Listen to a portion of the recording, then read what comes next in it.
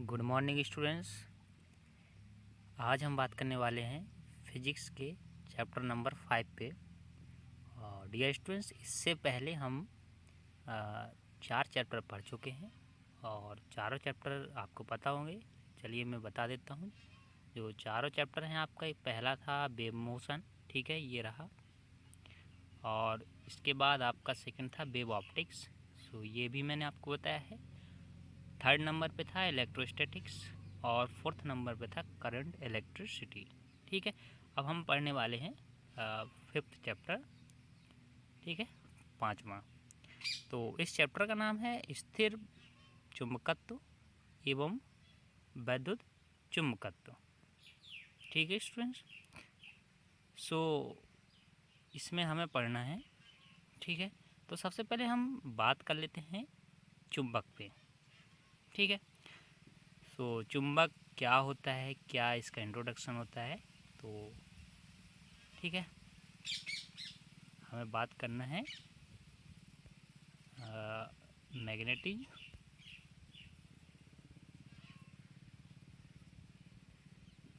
ठीक है, मैग्नेटिज्म, ठीक है। क्या होता है मैग्नेटिज्म? सो स्टूडेंट्स, आपने जनरली कुछ सब्सटेंस पदार्थ देखे होंगे, ठीक है, जो आप ऐसे ही बोल देते हैं कि ये चुंबक है, ठीक है। लेकिन क्या इनकी बिहेवियर होती है, ठीक है, क्या प्रोसेस है, क्यों ये चुंबक कहलाते हैं, तो हम बात कर लेते हैं, ठीक है।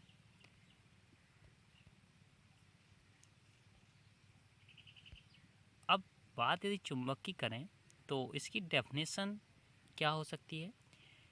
तो हम कहें कि ऐसी प्रक्रिया है जिसमें कोई पदार्थ पदार्थ ठीक है, दैट मीन्स कोई वस्तु, ठीक है, एक दूसरी वस्तु हो कोई, ठीक है ना। ये हमारा एक सब्सटेंस है और एक ये सब्सटेंस है। ये दोनों क्या करें, एक दूसरे को या तो ये अट्रैक्शन, ठीक है, अट्रैक्टिव करें, मतलब आकर्षण, या ये एक दूसरे को क्या करें, रिपल्सन करें, प्रतिकर्षण, ठीक है। आकर्षण प्रतिकर्षण का ये गुण, ठीक है, उन वस्तुओं में या पदार्थों में, ठीक है, चुंबकत्व का गुण पाया जाता है, ऐसा हम कह सकते हैं, ठीक है। या हम दूसरे शब्दों में ये भी कह सकते हैं कि चुंबक वह सब्सटेंस है या वह पदार्थ है जो क्या करते हैं, चुंबकीय क्षेत्र उत्पन्न करते हैं, ठीक है ना, चुंबकीय क्षेत्र उत्पन्न करते हैं। अब चुंबकीय क्षेत्र क्या होता है, इस पर भी हम अभी बात करेंगे, ठीक है। तो समझ गए होंगे आप मैग्नेटिज्म क्या है। वह पदार्थ जो क्या करते हैं, एक चुंबकीय क्षेत्र उत्पन्न करते हैं, ठीक है, उसको हम मैग्नेटिक कहते हैं। जैसे ये कोई मैग्नेटिक है, ठीक है, ये चुंबक है कोई, और इसके आसपास का ये एरिया, ठीक है, ये दैट इज मैग्नेटिक फील्ड, चुंबकीय पदार्थ, ठीक है, सॉरी चुंबकीय क्षेत्र, ठीक है। अगर ये मैग्नेटिक चुंबकीय क्षेत्र उत्पन्न करती है तो हम इस सब्सटेंस को बोल सकते हैं कि ये एक चुंबक है, ठीक है। अब यदि हम इसकी कुछ प्रॉपर्टीज़ की बात कर लें, ठीक है, सो नंबर एक प्रॉपर्टी, इसका नंबर एक प्रॉपर्टीज में आप बोल सकते हैं कि एक ऐसा पदार्थ है जो क्या करता है, फेरोमैग्नेटिक सब्सटेंस होते हैं कुछ, ठीक है, जैसे लोहा, ठीक है, निकेल, कोबाल्ट, ठीक है, FeCO, ठीक है, Ni, ये जो सब्सटेंस होते हैं ये होते हैं आपके फेरोमैग्नेटिक। अभी हम बात करेंगे टाइप ऑफ मैग्नेटिक सब्सटेंस, तो उसी का एक टाइप होता है फेरोमैग्नेटिक, ठीक है, लोहे चुंबकीय बोलते हैं हम। तो ये जो सब्सटेंस होते हैं, इन सब्सटेंस को यदि ये आकर्षित करता है तो हम बोल सकते हैं कि वो जो सब्सटेंस हैं, ठीक है, वो क्या हैं, आपके मैग्नेटिक हैं, ठीक है, मतलब वो चुंबकत्व का गुण रखते हैं, ठीक है। नंबर 2 पॉइंट यदि हम बात करें तो नंबर 2 पॉइंट्स पे आप कहेंगे कि कोई भी आपके पास चुंबक है, ठीक है, और प्रत्येक चुंबक का एक 2 पोल होते हैं, ध्रुव होते हैं। एक आपका होता है नॉर्थ पोल और एक होता है आपका साउथ पोल, ठीक है स्टूडेंट्स। सो नॉर्थ पोल और साउथ पोल ये किसी भी चुंबक में हमेशा रहते हैं। चाहे तो आप इस चुंबक को क्या करें, ब्रेक कर दें यहाँ से, ठीक है, और यदि आप ब्रेक करते हैं तो फिर भी इस चुंबक में दो जो पोल होते हैं एन और एस, उत्तरी ध्रुव और दक्षिणी ध्रुव, ठीक है, ये एन यहाँ और एस यहाँ हो जाएगा, एन और एस, ठीक है। सो आप किसी भी चुंबक के कितने भी टुकड़े पार्ट में डिवाइड करते जाएं, उस प्रत्येक पार्ट का जो पोल होगा उसमें 2 पोल होंगे। एक तरफ आपका नॉर्थ पोल होगा, ठीक है, और एक तरफ साउथ पोल, ठीक है। जिस तरीके हम इलेक्ट्रिक डाइपोल पढ़े थे उसी तरीके से आप मैग्नेटिक डाइपोल भी आप पढ़ेंगे, ठीक है। सो ये आपका north pole and south pole हो गया, ठीक है। इसमें एक तीसरी चीज़ और कि इसमें ये जैसे मैग्नेटिक है आपकी, ठीक है, ये चुंबक है आपके पास, तो इसमें कहाँ पर इसकी आकर्षण पावर, अट्रैक्शन पावर अधिक होती है, ठीक है। तो जैसे ये आपकी है, ठीक है, मैग्नेटिक, एक का आपका पोल है एन, एक है एस। सो कहाँ पर इसकी अट्रैक्शन पावर अधिक होती है, इसकी अट्रैक्शन पावर ये जो पोल होते हैं, ठीक है, इनके पास में मैक्सिमम होती है। यदि हम यहाँ बात करें, यहाँ बीच में यहाँ पर, ठीक है, तो यहाँ पर इसकी अट्रैक्शन पावर उतनी नहीं होती है जितनी कि ये पोल्स पे होती है, ठीक है, एन और एस पर, ठीक है ना। ये तीसरी प्रॉपर्टीज हम बोल सकते हैं, ठीक है। और जो चौथे नंबर की प्रॉपर्टीज उसमें इसके हम टाइप बोल सकते हैं कि ये जो चुंबक होती है या चुंबक के जो सब्सटेंस होते हैं, पदार्थ होते हैं, वो 2 टाइप्स के होते हैं। एक तो होता है ये स्टेबल सब्सटेंस, ठीक है, और एक होता है अनस्टेबल। सो स्टेबल, अनस्टेबल, स्थायी चुंबक और अस्थायी चुंबक, ठीक है। अब इसमें कुछ और भी पदार्थ होते हैं जिसके टाइप होते हैं, ठीक है, जैसे फेरोमैग्नेटिज्म, और आपका आता है इसमें पैरामैग्नेटिज्म और आपका डायमैग्नेटिज्म। सो या और भी एक टाइप होता है, ठीक है। सो इन टाइप्स को हम पढ़ेंगे आगे, ठीक है, अगले चैप्टर में पढ़ लेंगे, लेकिन फिर भी हम जो है उसको थोड़ा थोड़ा समझ लेते हैं, ठीक है। जैसे बात करें हम फेरोमैग्नेटिक, ठीक है, लोह चुंबकीय की। सो लोह चुंबकीय पदार्थ क्या होते हैं, जैसे अभी मैंने बताया, ये ऐसे पदार्थ होते हैं जो किसी भी चुंबक की ओर क्या होते हैं, आकर्षित होते हैं। सो हम बोलते हैं कि ये फेरोमैग्नेटिज्म होते हैं, ठीक है, फेरोमैग्नेटिज्म, लोह चुंबकीय पदार्थ, ठीक है, ये लोह चुंबकीय पदार्थ होते हैं। दूसरा नंबर कहें तो आपका पैरामैग्नेटिज्म, ठीक है, पैरामैग्नेटिक सब्सटेंस,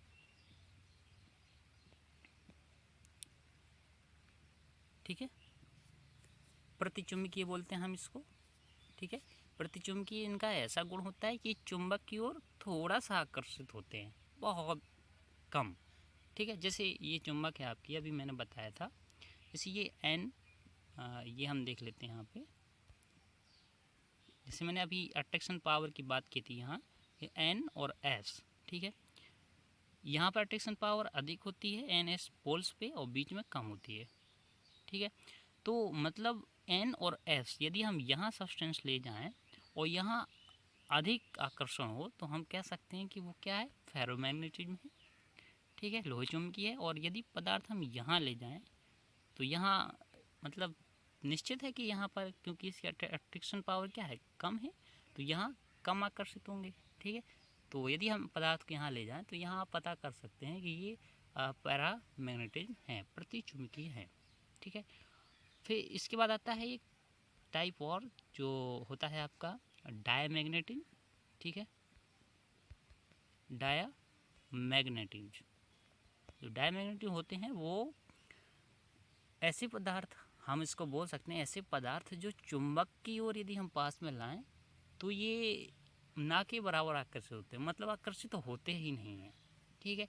सो ये आपके डायमैग्नेटिज्म है, मतलब अनुचुंबकीय पदार्थ बोलते हैं हम इनको, ठीक है, अनुचुंबकीय पदार्थ। तो मैंने आपको 3 टाइप्स बताए इसमें, ठीक है, लोहे चुंबकीय पदार्थ और आपके प्रतिचुंबकीय पदार्थ,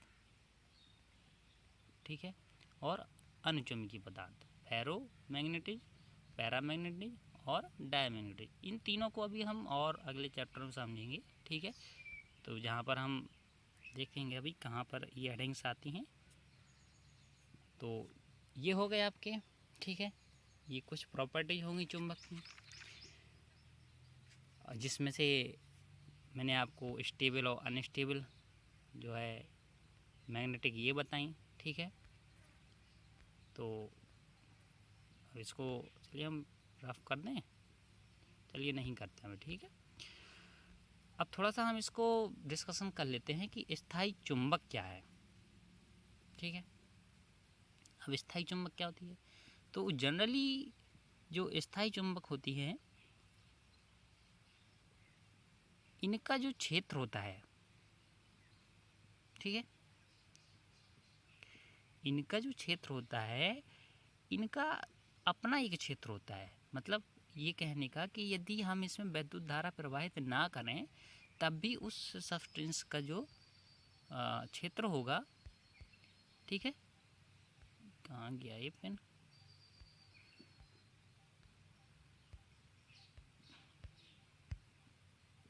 ठीक है, ये जैसे सब्सटेंस है आपका, तो ये हम बोल सकते हैं स्थायी चुंबक है क्योंकि इसमें बिना किसी करंट फ्लो करे हम, ठीक है, पता कर सकते इसका क्षेत्र है, ठीक है।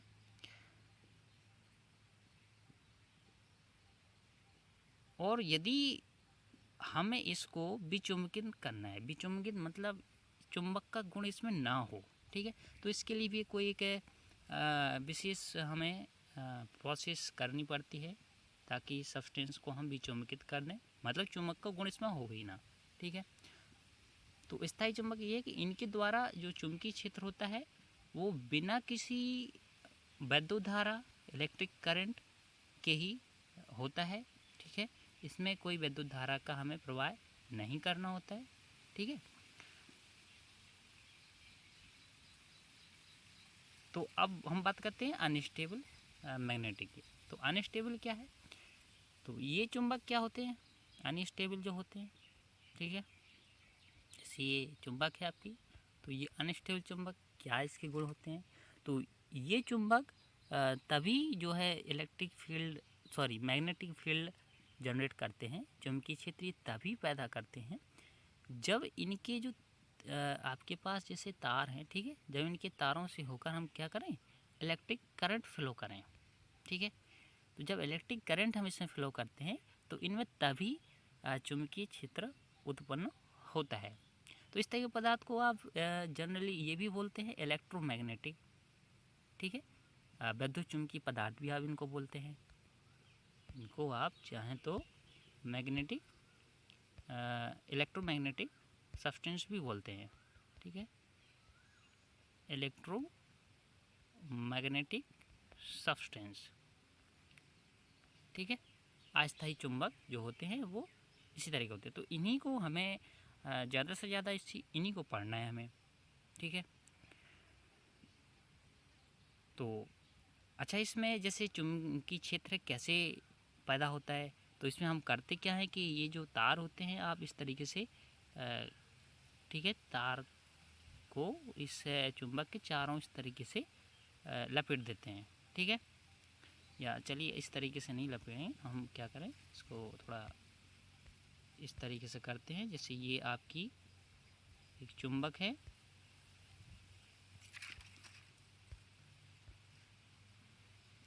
ठीक है, तो ये हम जो तार लपेटते हैं इस तरीके से, ये ठीक है, अभी हम पढ़ाएंगे आगे। ठीक है, तो इसमें हम धारा का फ्लो करते हैं और इसके आसपास जो होता है वो मैग्नेटिक फील्ड इसमें जनरेट हो जाती है। ठीक है स्टूडेंट्स, सो ये आपका था मैग्नेटिक फील्ड और चुंबक के बारे में थोड़ा सा इंट्रोडक्शन। ठीक है, अब हम थोड़ा बात कर लेते हैं अगले जो चैप्टर के फर्स्ट हेडिंग है उस पर। ठीक है, तो देखते हैं स्टूडेंट्स।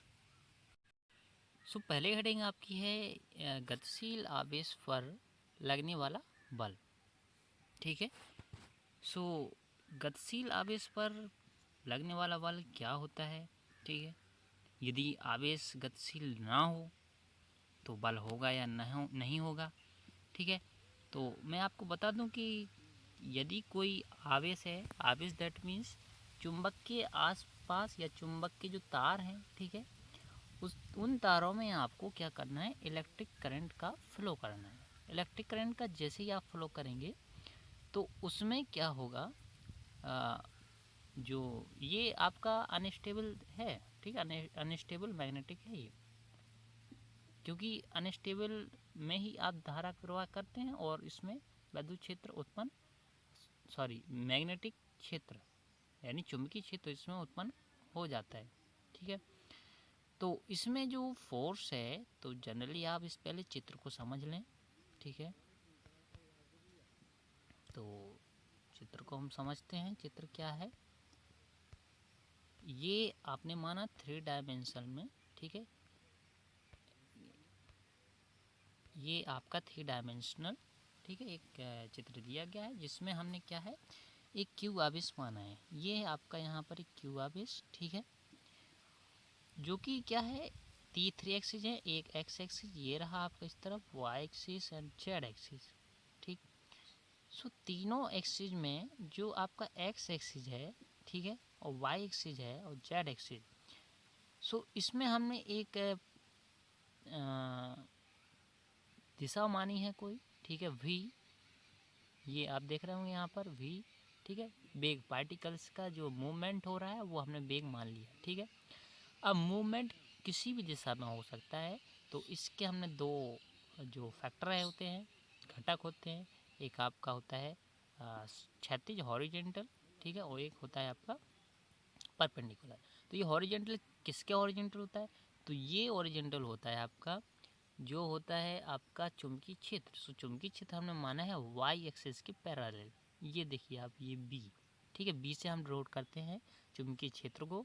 ठीक है, सो इसके पैरेलल आपका जो घटक है वी कॉस थीटा, और जो परपेंडिकुलर घटक है वो वी साइन थीटा। ठीक है, और ये इन दोनों के जो परपेंडिकुलर है वो है F1। ठीक है, फोर्स लगता है, और इस फोर्स को आप इसमें लॉरेंज फोर्स भी बोलते हैं।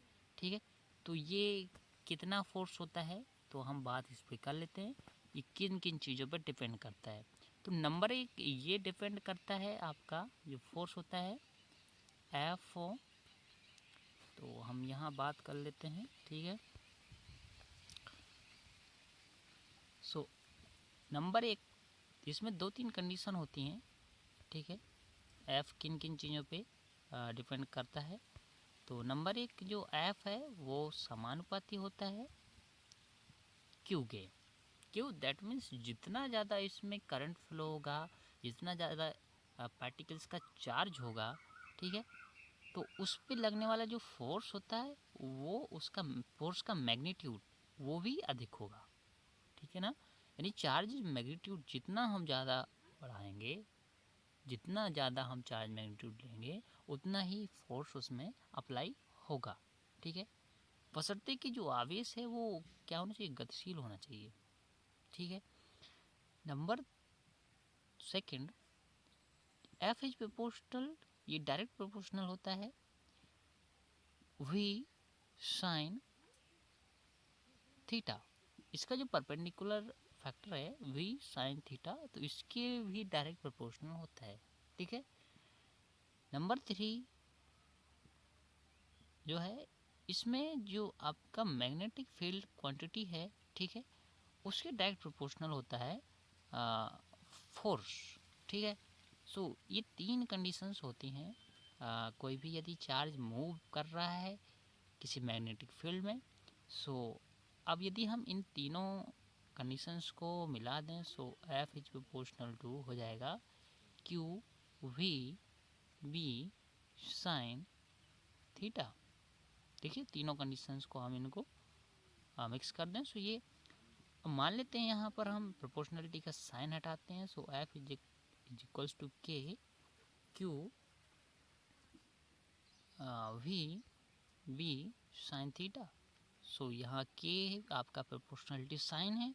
सो मान लेते हैं कि ये आपका के जो है वो के इज इक्वल्स टू कितना है, 1 दिया गया है। ठीक है। मान लेते हैं आप K is equals to 1, then F is equals to Q V V sine theta. So ये फोर्स इतना लगता है कोई भी यदि पार्टिकल्स है और वो मैग्नेटिक फील्ड में मूव कर रहा है, देन ये फोर्स लगेगा। और इस फोर्स को आप जो है लॉरेंज फोर्स भी कहते हैं। ठीक है, लॉरेंज फोर्स। ठीक है। सो एग्जाम में आता है इसी तरीके से लॉरेंज फोर्स समझाइए, या दूसरे शब्दों में ये हेडिंग आ सकती है कि कोई भी पार्टिकल्स या गतिशील आवेश पर लगने वाला बल कितना होता है। ठीक है। सो ये था। अब इसमें यदि आप थीटा को चेंज करें, थीटा इक्वल्स टू यदि आप 90 ले लें, so F is equals to Q V B. So इतना फोर्स लगता है यदि थीटा जो है, यानी कि थीटा दैट मीन्स आपका जो पार्टिकल्स है, ठीक है, वो परपेंडिकुलर गति कर रहा है किसके, क्षेत्र है बी। ठीक है। तो यहाँ से हम यदि इसको वेक्टर फॉर्म में लिखना चाहें तो आप देख रहे होंगे ये एफ इज इक्वल्स टू आ रहा है Q V B sine theta. So आप देख रहे होंगे कि ये वेक्टर मल्टीपल है। ठीक है। सो इसमें क्यू तो आपका कांस्टेंट क्वांटिटी है, जितना आप बेस आप लेंगे उस हिसाब से फोर्स लगेगा। तो इस पे तो फोर्स आपका कोई वेक्टर क्वांटिटी नहीं होगी। ठीक है। वेक्टर क्वांटिटी इस पर डिपेंड करेगी वी बी साइन थीटा पे। ठीक है। सो यदि आप इसको लिखना चाहें तो एफ वेक्टर क्वांटिटी रूप में लिखना, तो F is equals to V vector B.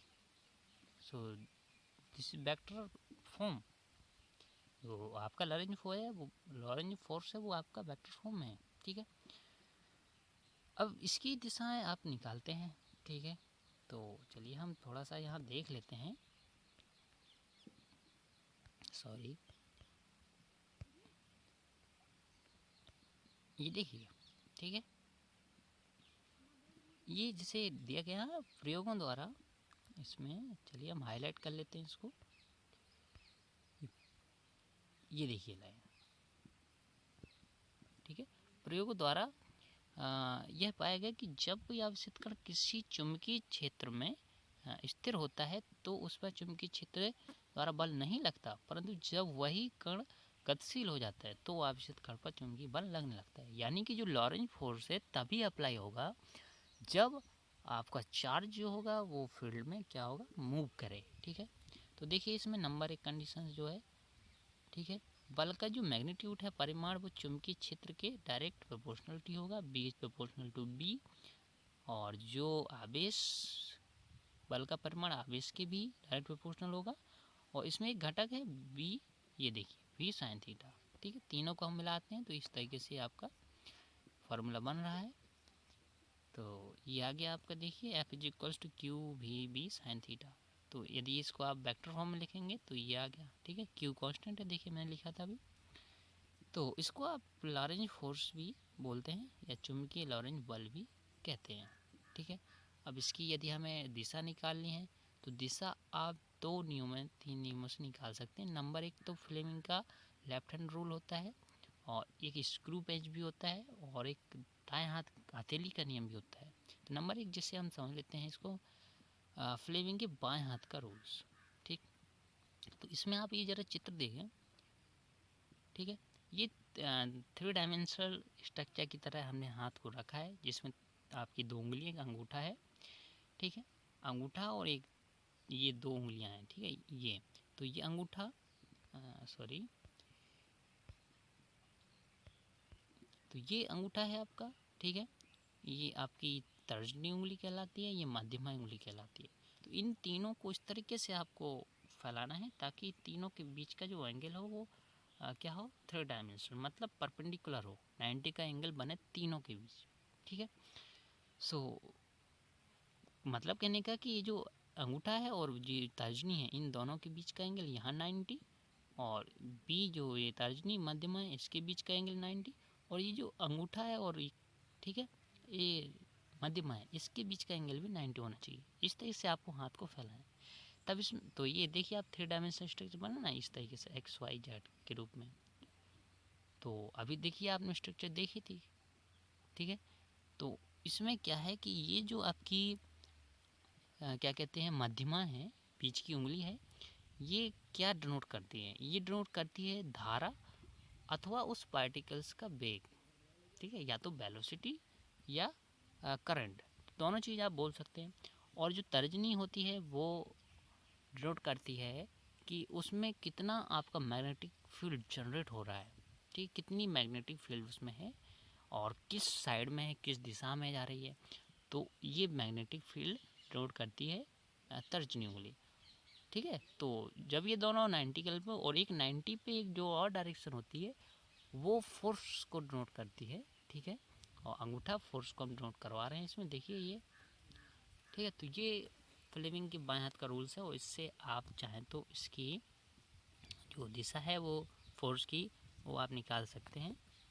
ठीक है, अब हम बात करते हैं इसका एक और रूल्स है स्क्रू के दाएं हाथ का रूल्स। ठीक है, तो देखिए इसमें ये क्या है, प्लेन टाइप का है, और इस पर आप इस तरीके से हाथ रखिए।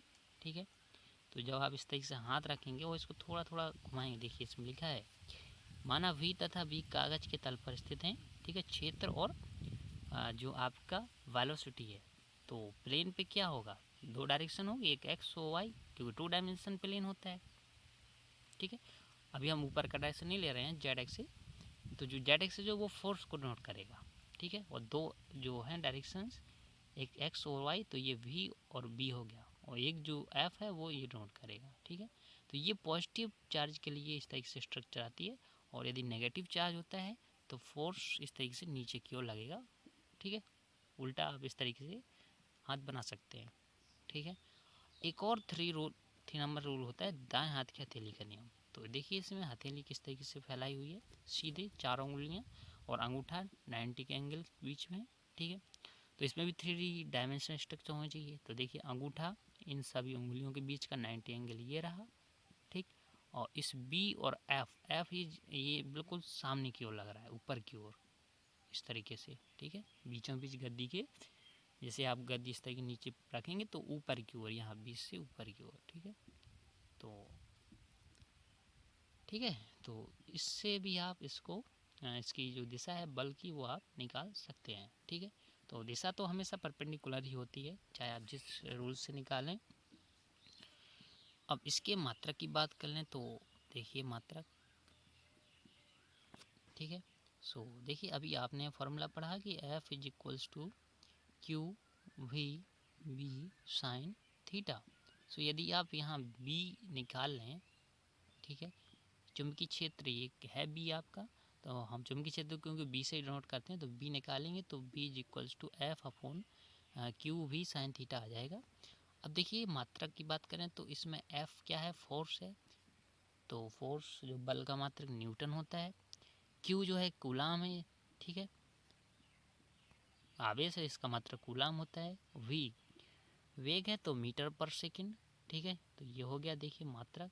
साइन थीटा इसका कोई मात्रक नहीं होगा, ये विमाहीन होता है, इसका कोई मात्रक होता ही नहीं है। ठीक है, तो देखिए इस तरीके से हम लिख सकते हैं कि न्यूटन पर कूलाम मीटर पर सेकेंड। ठीक है, या दूसरे शब्दों में इसको टेस्ला भी बोलते हैं हम। ठीक है, यदि न्यूटन पर एम्पियर मीटर के फॉर्म में है ये, तो हम टेस्ला लिखते हैं। ठीक है, चुंबकीय क्षेत्र की परिभाषा दूसरे वर्ड में भी निकाल सकते हैं यदि आपने ये फॉर्मूला जो लिया है। ठीक है, ये B is equals to F upon Q B sine theta. तो क्यू आप 1 मानिए, 1 कूलाम मान लीजिए, वी भी आप जो वेग है 1 मीटर पर सेकेंड मान लीजिए। देखिए यहाँ माना गया है, और theta 90। So B is equals to आपको ये मिल जाएगा, B इज इक्वल्स टू मिलेगा आपको F। यानी कि आप ये कह सकते हैं कि जो चुंबकीय क्षेत्र है ये वह क्वांटिटी है या वह फोर्स है। ठीक है, जिस पार्टिकल का जो वेग है वो 1 मीटर पर सेकेंड हो और उसका चार्ज 1 कूलाम हो। ठीक है, और उसका जो एंगल है दोनों के बीच, वेलोसिटी और जो चुंबकीय क्षेत्र है उसका एंगल 90 डिग्री का हो। ठीक है, देखिए ये दिया गया है इस तरीके से यहाँ कि यदि किसी चुंबक के लंबवत 1 मीटर पर सेकेंड के वेग से 1 कूलाम धनावेशित कण पर लगने वाला बल 1 न्यूटन है, तो चुंबकीय क्षेत्र का मान 1 टेस्ला होता है। ठीक है, टेस्ला भी बोल सकते हैं आप, या न्यूटन पर देखिए एम्पियर मीटर भी बोल सकते हैं। ठीक है, ये आपको पृथ्वी के चुंबकीय क्षेत्र का मान दिया गया है 10⁻⁻⁴ टेस्ला। ठीक है, या इसको एक गॉस भी बोलते हैं, तो इसको आप याद रखिएगा। ठीक है, थोड़ा और इसमें आगे बढ़ते हैं हम, तो इसकी बीमा भी आप फाइंड कर सकते हैं। ठीक है, जो कि आप फर्स्ट सेमेस्टर में बीमा निकालना पढ़े होंगे। ये देखिए, ठीक है, बी की बीमा। सो यदि आपको बीमा निकालनी है, सो एफ की बीमा होती है MLT-2, और Q equals to the IT, so I ampere, और टी समय है, टाइम T, सो AT, और V वेग है तो LT-1। ठीक है, साइन थीटा की कोई बीमा नहीं होगी। सो ये आ जाता है आपका। ठीक है, इस तरीके से ML0 T-2 A-1।